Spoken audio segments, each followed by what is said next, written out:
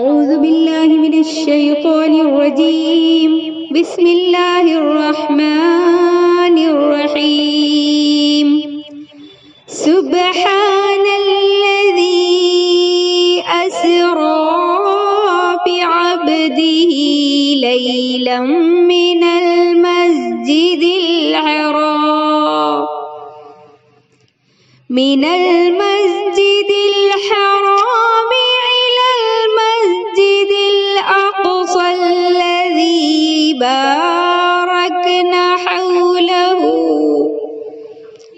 باركنا حوله لنريه من آياتنا إنه هو السميع البصير. معزز سامعین، السلام علیکم ورحمۃ اللہ وبرکاتہ. ابھی میں نے آپ لوگوں کے سامنے جو آیت تلاوت فرمائی وہ سورہ بنی اسرائیل سورہ نمبر 17 آیت نمبر 1 ہے. آئیے دیکھتے ہیں کہ اللہ رب العالمین نے اس آیت میں کیا ارشاد فرمایا. یعنی اس مناسبت سے آج میری تقریر کا عنوان ہے اسراء و معراج. معزز خواتین، اللہ رب العالمین نے نبی کریم صلی اللہ علیہ وسلم کو بے شمار معجزات سے نوازا. ان میں سے ایک اہم معجزہ اسراء و معراج ہے. اس معجزے کے دو حصے ہیں. ایک کا تعلق مسجد حرام سے مسجد اقصی تک کے سفر سے ہے جسے اسراء کہا جاتا ہے، اور دوسرے کا تعلق مسجد اقصی سے آسمانوں سے اوپر تک جہاں تک اللہ رب العالمین نے چاہا اس سے ہے. اس میں آپ صلی اللہ علیہ وسلم کو جنت و دوزخ کے علاوہ اللہ رب العالمین کی بے شمار نشانیاں دکھلائی گئی. کئی انبیاء علیہ السلام سے ملاقات کرائی گئی اور آپ صلی اللہ علیہ وسلم پر 5 نمازیں فرض کی گئی. اسے معراج کہا جاتا ہے.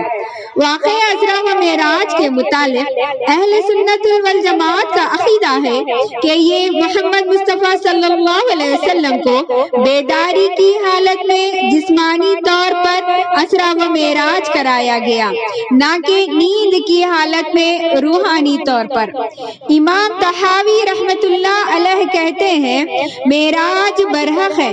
نبی کریم صلی اللہ علیہ وسلم کو جسمانی طور پر بیداری کی حالت میں سیر کرائی گئی ہے اور آسمان تک، بلکہ وہاں سے بھی اوپر جہاں تک اللہ سبحانہ و تعالی نے چاہا آپ کو لے جایا گیا، اور اللہ رب العالمین نے حسب منشا آپ کی تقریر کی اور جو کچھ اس نے چاہا آپ کی طرف وحی کی. اسراء کے بارے میں اللہ رب العالمین کا خود فرمان ہے، یعنی سورہ بنی اسرائیل کی آیت نمبر 1 میں، پاک ہے وہ اللہ جو اپنے بندوں کو راتوں رات کے کچھ حصے میں مسجد حرام سے مسجد اقصی تک لے گیا، جس کے آس پاس کو ہم نے بابرکت بنایا ہے، اس لیے کہ ہم انہیں اپنی قدرت کی بعض نشانیاں دکھائیں. یقیناً اللہ تعالی خوب سننے والا اور دیکھنے والا ہے. اس آیت کریمہ کا آغاز اللہ تعالی نے سبحان سے کیا ہے. اس کا لفظی معنی تو یہ ہے کہ وہ ہر قسم کے عیب سے پاک ہے. تاہم عربی زبان میں یہ لفظ حیرت و تعجب کے اظہار کے لیے بھی استعمال ہوتا ہے. یہاں اللہ تعالیٰ کی قدرت پر اظہار تعجب کیا جا رہا ہے کہ اس نے اپنے بندے کو وہ طویل مسافت راتوں رات طے کرا دی جو اس وقت 40 راتوں میں طے کی جاتی تھی. اور یہ اسلوب بیان اس بات کی دلیل ہے کہ آپ کو اسراء و معراج بیداری کی حالت میں جسمانی طور پر کرایا گیا، ورنہ اگر یہ خواب کی حالت میں روحانی طور پر ہوتا تو اس لفظ پر سبحان کے ساتھ اظہار تعجب نہ کیا جاتا. اس کے علاوہ اللہ تعالیٰ نے اس میں لفظ عبد فرمایا ہے، یعنی اس نے اپنے بندے کو سیر کرائی، تو یہ لفظ بھی جسم و روح میں دونوں میں بولا جاتا ہے، نہ کہ صرف روح پر۔ یہ دوسری دلیل ہے اس بات کی کہ حضور صلی اللہ علیہ وسلم کو خواب میں نہیں بلکہ بیداری میں اسرا و معراج کے شرف سے نوازا گیا۔ اور اس کی تیسری دلیل یہ ہے کہ اگر اسرا و معراج کا واقعہ خواب میں پیش آیا ہوتا اور آپ نے لوگوں کو اپنا خواب ہی سنایا ہوتا تو آپ صلی اللہ علیہ وسلم کو نہ جھوٹا کہلاتے اور نہ اس کا انکار کرتے۔ لہذا کفار مکہ کی تکذیب اس بات کی دلیل ہے کہ نبی کریم صلی اللہ علیہ وسلم نے اپنا ایک خواب بیان نہ کیا تھا بلکہ لوگوں کو اس بات سے آگاہ کیا تھا کہ آپ کو جسمانی طور پر بیداری کی حالت میں اسرا و معراج کرایا گیا ہے۔ تبھی تو وہ لوگوں نے آپ صلی اللہ علیہ وسلم کا مذاق اڑایا کہ ہم مکہ مکرمہ سے ایلیا یعنی بیت المقدس تک کا سفر 40 راتوں میں طے کرتے ہیں اور آپ راتوں رات وہاں سے ہو کر واپس بھی پہنچ گئے۔ حافظ ابن کثیر رحمۃ اللہ علیہ کہتے ہیں کہ پیشتر اہل علم کا مذہب یہ ہے کہ آپ صلی اللہ علیہ وسلم کو جسم و روح دونوں کے ساتھ اسرا و معراج کرایا گیا، جیسے کہ قصہ معراج میں آپ صلی اللہ علیہ وسلم کا سواری پر سوار ہونا، اوپر جانا وغیرہ۔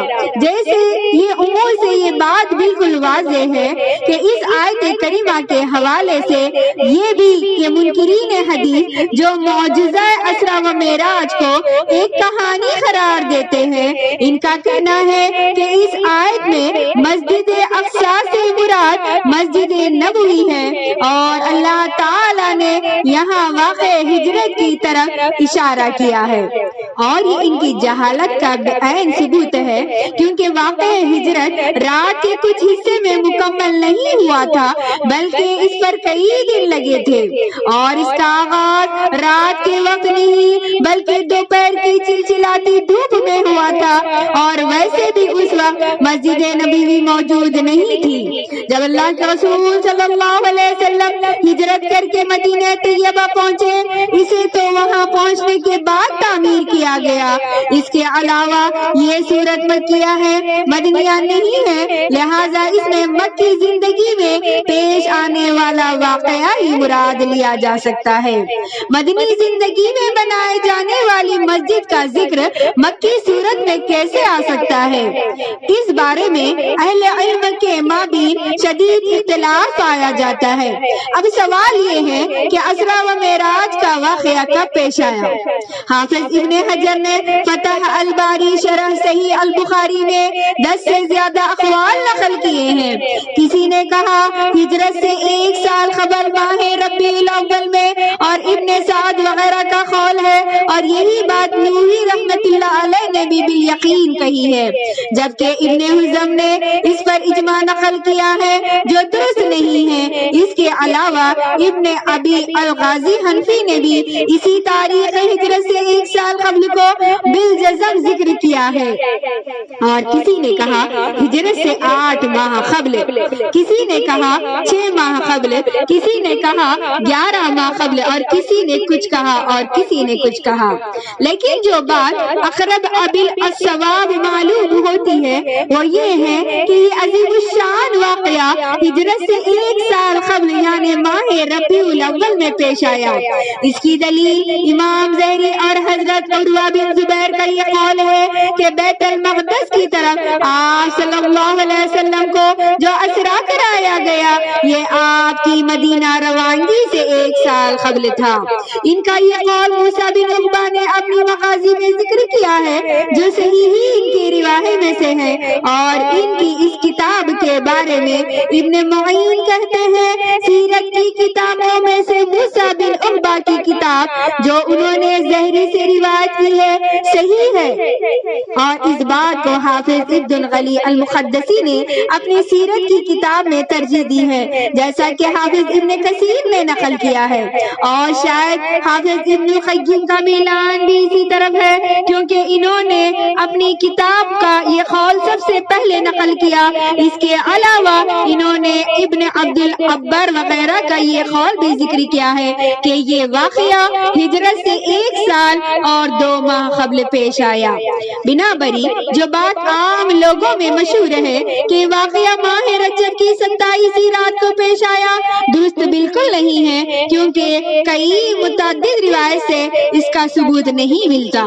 مولانا صفی الرحمن مبارک پوری نے الرحیق المختوم میں اہل سیر کے 6 اقوال ذکر کیے ہیں۔ ان میں سے ایک قول علامہ منصور پوری کے حوالے سے نقل کیا ہے کہ یہ واقعہ نبوت کے 10ویں سال 27 رجب کو پیش آیا۔ پھر انہوں نے اسے اس بنا پر صحیح ماننے سے انکار کیا کہ حضرت خدیجہ رضی اللہ تعالی عنہ کی وفات نماز پنچگانہ کی فرضیت سے پہلے ہوئی، یعنی نبوت کے 10ویں سال ماہ رمضان میں، جبکہ نماز معراج کی رات میں فرض کی گئی، لہذا معراج کا زمانہ ان کے بقول اس کے بعد کا ہوگا، اس سے پہلے کا نہیں۔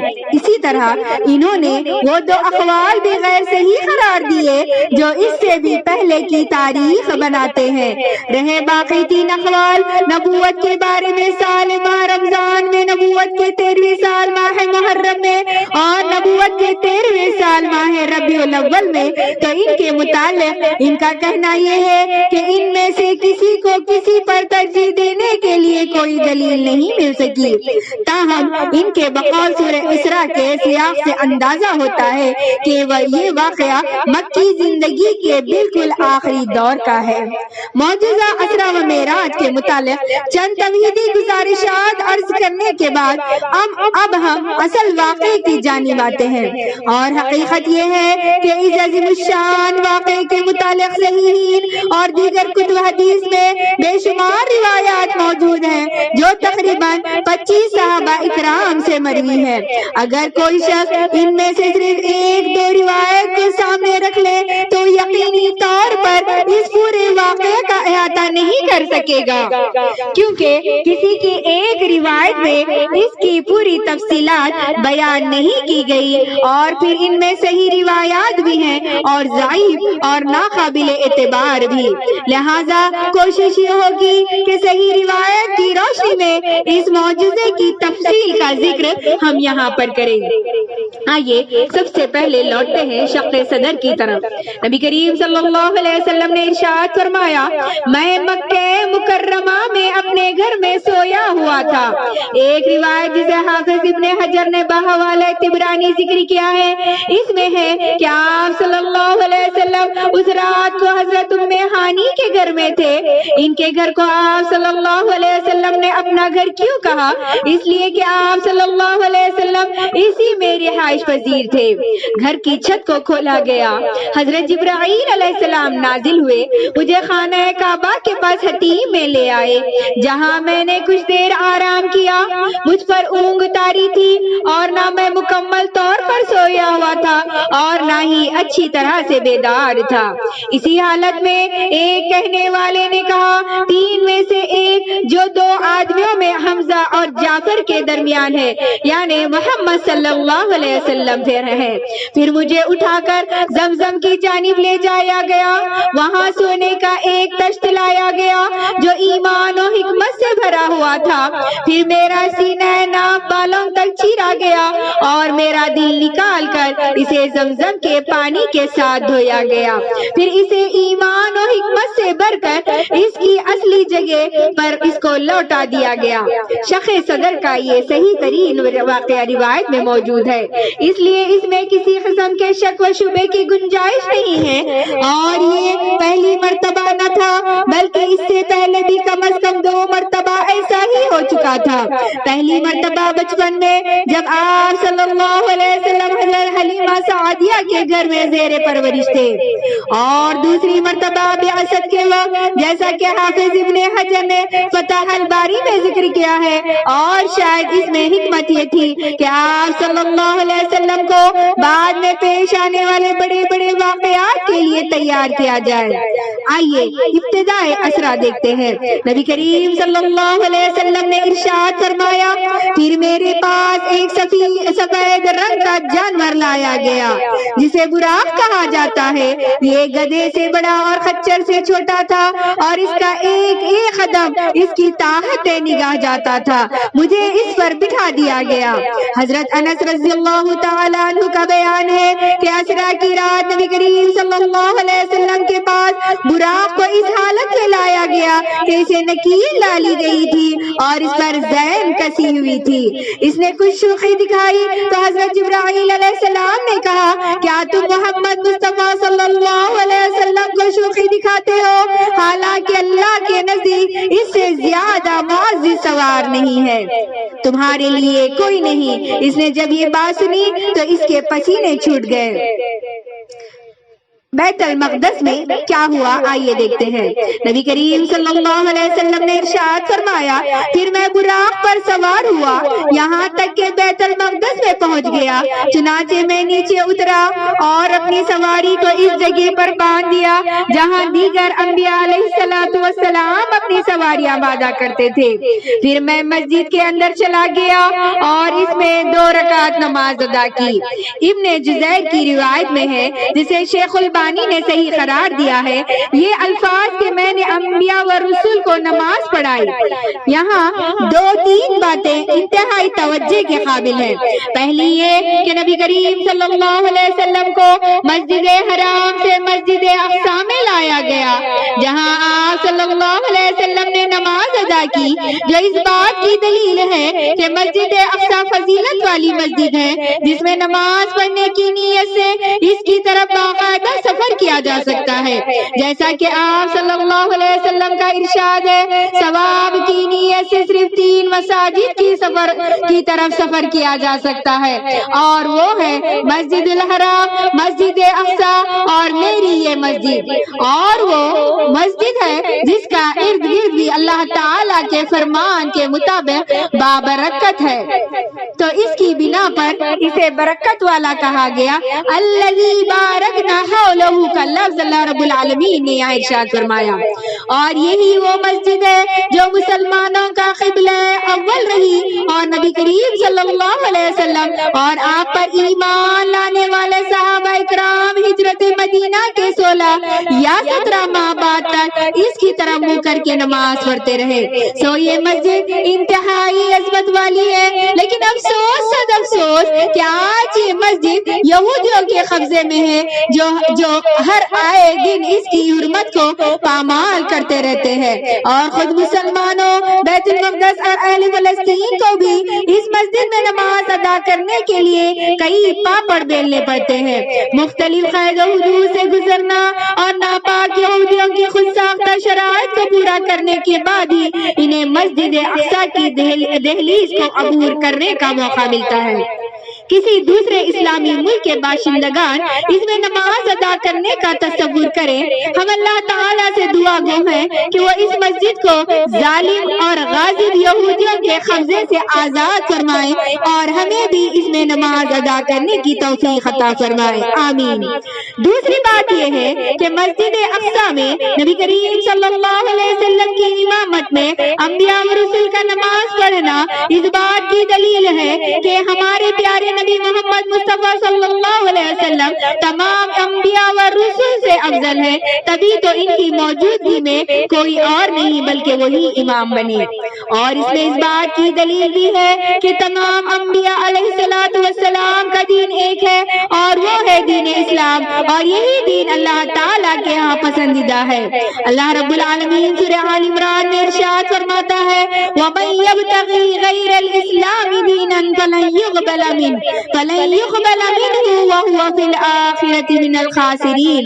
جو شخص اسلام کے سوا کوئی اور دین تلاش کرے اس کا دین قبول نہ کیا جائے گا اور وہ آخرت میں نقصان پانے والوں میں ہوگا۔ اس سے یہ بات ثابت ہوتی ہے کہ آخر الزمان محمد مصطفیٰ صلی اللہ علیہ وسلم کی بعثت کے بعد وہی امام اعظم ہے اور انہی کی شریعت واجب الاتباع ہے، اور ان پر نازل کی گئی کتاب ہی منبع ہدایت ہے، لہذا اس کو چھوڑ کر کسی اور کتاب مثلا توریت و انجیل کو منبع ہدایت تصور کرنا گمراہی ہی گمراہی ہے۔ اور تیسری بات یہ ہے کہ بیت المقدس میں انبیاء علیہ الصلوۃ والسلام کا آپ صلی اللہ علیہ وسلم کی اقتداء میں نماز پڑھنے کا جو واقعہ ہے، اس کے بارے میں اہل علم کے مابین اختلاف پایا جاتا ہے کہ معراج سے قبل تھا یا اس کے بعد۔ حافظ ابن کثیر نے اپنی تفسیر میں اور اسی طرح اپنی مشہور زمانہ کتاب میں یہ موقف اختیار کیا کہ اللہ کے رسول صلی اللہ علیہ وسلم جب معراج سے واپس لوٹے تو انبیاء علیہ الصلوۃ والسلام بھی آپ کے ساتھ آئے اور انہوں نے بیت المقدس میں آپ کے پیچھے نماز ادا کی، جو ہو سکتا ہے کہ اس دن فجر کی نماز ہو، جبکہ دیگر کئی محققین کا موقف یہ ہے کہ آپ صلی اللہ علیہ وسلم کو معراج کے لیے جاتے ہوئے امامت انبیاء کے شرف سے نوازا گیا۔ ان میں حافظ ابن القیم، حافظ ابن حجر اور حافظ ابی العزا حنفی خاص طور پر قابل ذکر ہے، اور ہم نے ابن جریر کے حوالے سے جو روایت ذکر کی ہے وہ اسی موقع کی تقویت کو پہنچاتی ہے۔ آئیے آگے بڑھتے ہیں اور دیکھتے ہیں کہ مہمان نوازی۔ نبی کریم صلی اللہ علیہ وسلم نے ارشاد فرمایا، پھر میں مسجد اقصی سے باہر آیا تو حضرت جبرائیل علیہ السلام نے مجھے 2 برتن پیش کیے، جن میں ایک سے شراب اور دوسرے میں دودھ موجود تھا۔ میں نے دودھ کو پسند کیا تو جبرائیل علیہ السلام نے کہا کہ آپ نے فطرت کو پسند کیا ہے۔ اس میں اس بات کی دلیل ہے کہ اسلام دین فطرت ہے، کیونکہ دودھ خالص ہوتا ہے جبکہ شراب انگور وغیرہ میں تبدیل کر کے بنایا جاتا ہے۔ اس کے علاوہ شراب انسان کے مزاج کو بھی تبدیل کر دیتا ہے اور اس کی عقل پر پردہ ڈال دیتا ہے، جبکہ دودھ تو انسان کے یوم پیدائش سے ہی اس کی فطرت میں شامل ہے۔ تو معزز سامعین، اسرا و معراج کی پہلی کڑی میں نے آپ لوگوں کے سامنے رکھی۔ انشاءاللہ ثم انشاءاللہ اس کی دوسری قسط لے کر بہت جلد آپ تمام کے سامنے حاضر ہونے کی کوشش کروں گی۔ آخر میں اللہ سبحانہ و تعالیٰ سے دعا گو ہوں کہ الہ العالمین ہم تمام کو بدعت و خرافات سے محفوظ رکھے، آمین ثم آمین۔ وآخر الدعوانا ان الحمدللہ رب العالمین۔ السلام علیکم ورحمۃ اللہ وبرکاتہ۔